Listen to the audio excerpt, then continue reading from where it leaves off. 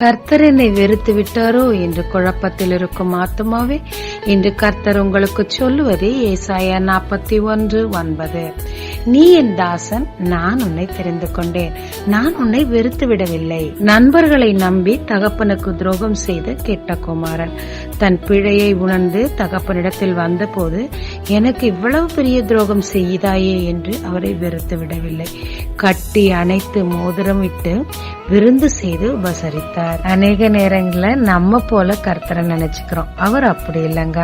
அவர் நம்மை தெரிந்து கொண்டதுனால நம் தவறு செய்யும் போது அதை சுட்டி காட்டுவாரே தவிர நம்மளை வெறுத்து திரும்ப தள்ளிவிட மாட்டார். எனவே என்ன தவறு செய்திருந்தாலும் திரும்பவுமா அவர்கிட்ட போங்க, இருக்கரம் விரித்து உங்களுக்காக காத்து கொண்டிருக்கிறார். ஜெபிக்கலாமாங்க. தேவரீர், உம்முடைய அன்பை நான் புரிந்து கொள்ள கிருபை செய்யும். விழுந்த இடத்திலிருந்து உம்முண்டை ஓடி வர எனக்கு கிருபை செய்யும். இயேசு மூலம் பிதாவே, ஆமென்.